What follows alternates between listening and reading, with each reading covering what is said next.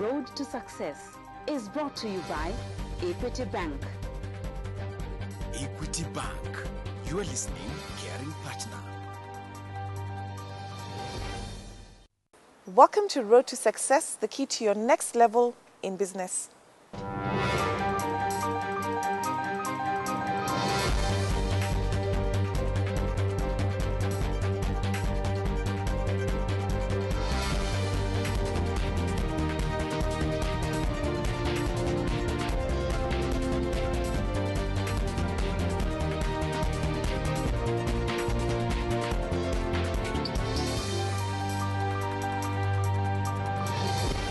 You're watching Road to Success, the key to your next level in business. My guest today is Trizzer Kimani, Managing Director of Nani Employee Leasing. Welcome to the show, Trizzer. Thank you. Nani, what does Nani mean? Nani means unataka nani.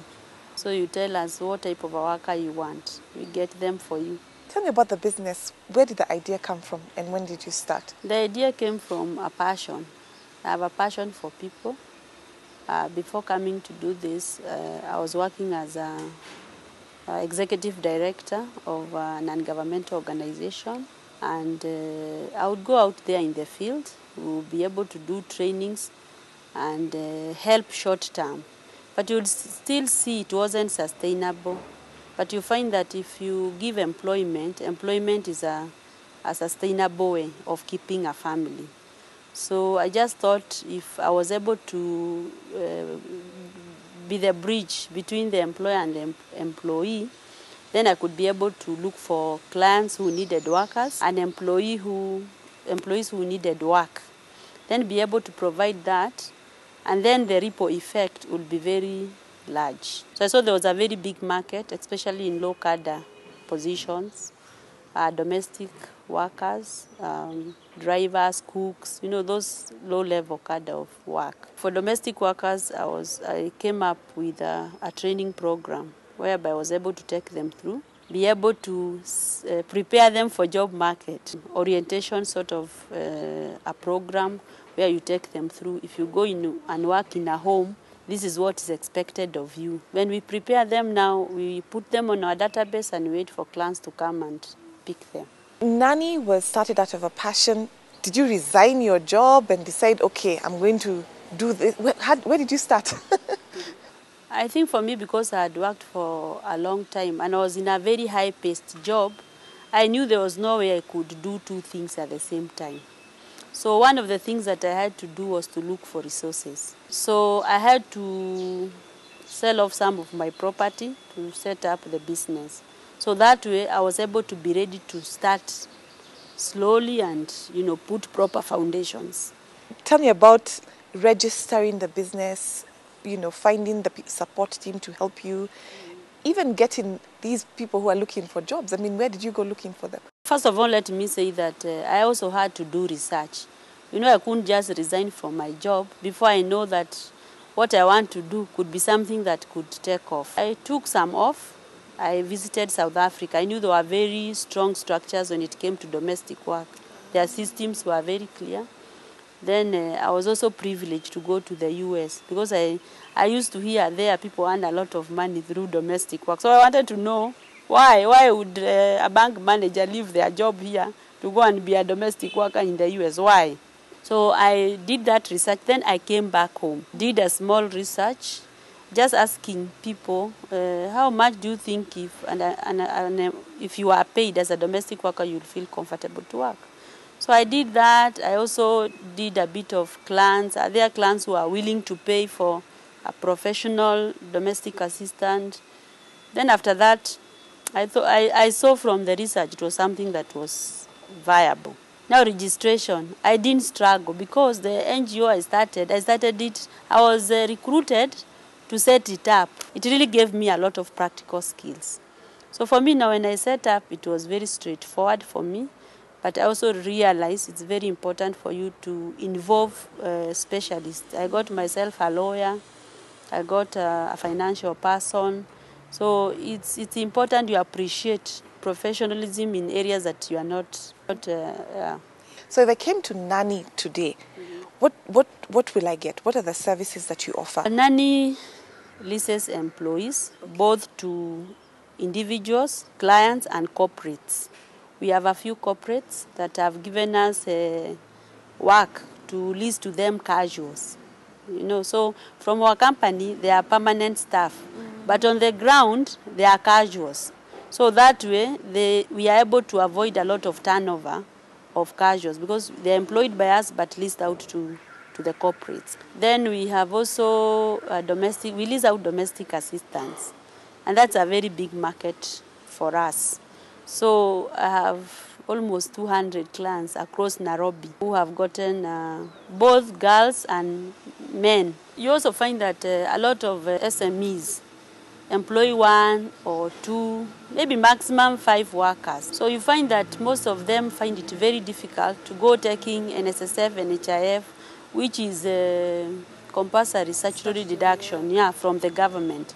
So that way, if maybe somebody just wants an office assistant, we can post for them in the office because their core business is not administration. Maybe they are selling milk, but they need somebody to come and manage for them the office.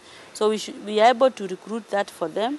They pay us, and then we do the payroll management, and then also pay all the statutory deduction to NSSF and NHIF. We have a contract between us and our client, and we have a contract between us and the staff. So that way, the staff have their obligation, and the client has their obligation as far as the employment is concerned. We need to take a short break. When we return, I want to hear more about Nani. Don't go away.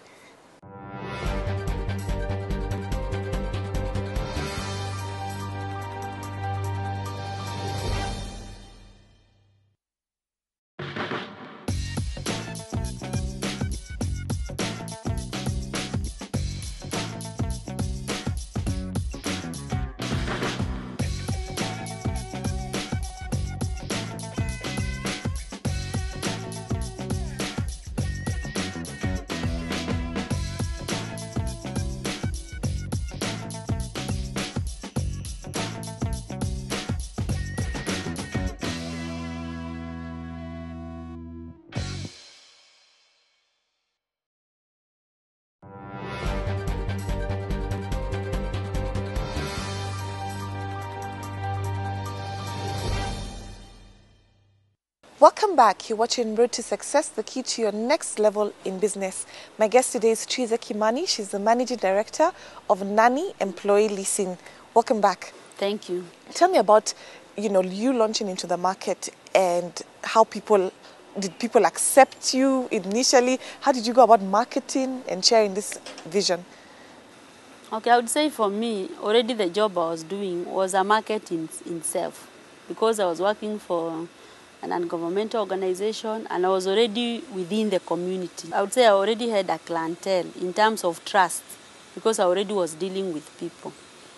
But when I started, of course, now when you start asking people to pay people money they have never had before, the reaction was like, how can you pay a domestic worker such amount of money? When it came to recruitment, I started from the communities that knew me, communities that had created trust, because I think there is also a lot of lying when it comes to job search.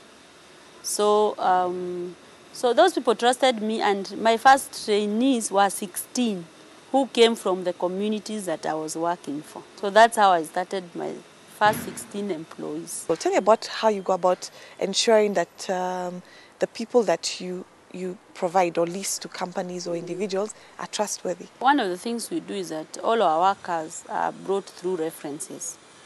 So if you work for a company, we ask you to bring us like 5 people that you know, people that you can stand for. So when you bring them, then we don't just take them because you brought them. No, we again start the security check. We ask them to go for a letter from the assistant chief. If maybe we talk to you a bit more and you find you've been in Nairobi for a long time and you cannot be able to trace where you've been, we send you to police to take a certificate of good conduct. If you've been working, we also do a reference with your former employer. So when you come to our office and we tell you, go with this worker, we've done our job. Tell me about the skills also, because now that reference check has to do with the person in terms of their trustworthiness. But what about checking the skills. You know, someone says I can cook, maybe they really can't. Or I can drive, and maybe they bought that driving license. If you are a driver, you need to have a driving license, so we'll check the documents. If you are a cook, you must have gone to an institution to learn cooking. So if you want us to get you a job as a cook, that's a professional position, so we need to see the papers. For the domestic assistant, for example, those we must train. We normally take them through an orientation training of a week covering a number of issues. Trizzer, what does it take to be in your kind of business? I think you need to look at the business as long term.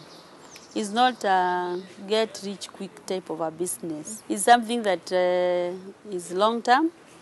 You also need to have very good people skills, because it's one of the business you do, you hear complaints from all directions. You have a client, you have a worker.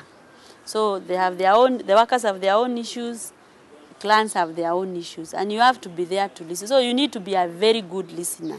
I think the advantage with me is that I have done counseling and I have counseling skills. So that has really, really helped me to be able to listen. Somebody can talk on the phone, they even think I left, but I'm listening. I just want to take time and listen. Tell me about lessons learned. I mean, you've been in this business for a couple of years now. What are some of those things that you've learned along the way that you will continue doing, or things that you've learned that are making you stronger? One of the things I've learned is that there is nothing as strong as a marketing tool as the people you serve, your clients. That is the biggest market for you, because they're the ones that have made me grow. When we list for them employees, they did a good job, they were able to refer people to us. And when people who are referred already have trust, you don't need to convince them. The other thing that I've learned is that when employees look for jobs, they are looking to meet needs, but they don't know that people are employed with the specific skills to meet specific objectives. You know, so for them it's about money to meet my needs and nothing else. So I've let them know that for you to keep your job, you need to satisfy the client. And the client is always right, irrespective of how you feel. So that way they're able to know if I meet the needs of my client, I'm able to keep my job. The other thing I've realized that Kenyans like quality. If you have quality, they'll pay. So it has not been difficult for me, for my clients to pay well our workers, because we are able to look for qualified staff who they are able to pay. Even for domestic workers, many people would be able to pay if they are able to, to serve them and meet the expectations. When you look at the future of Nani, what do you see? I see a great future. I see a time when everybody will be coming and saying, I need to list this worker. People to appreciate our expertise and our services. We are almost reaching there. But in 5 years' time, I believe we would have listed more than 1,000 or 5,000 workers out there. I'm seeing some viewers who are not in Nairobi and probably watching this from another region or another country and saying this is a really good service. Are you coming to us? Yes, but for me I also believe in being able to do a job well before you spread. So I believe you'll be able to have had good foundations and then be able to open offices in strategic places. So we see ourselves out there, but we want also to, not to be in a rush, but to do our job well. Trizzer, thank you so much for coming to share your story. It's been a pleasure having you on the show. Thank you so much also for the opportunity, and I believe I'll be able to be back again to tell you the success. You've been watching Road to Success, the key to your next level in business. Have a great week. You're blessed.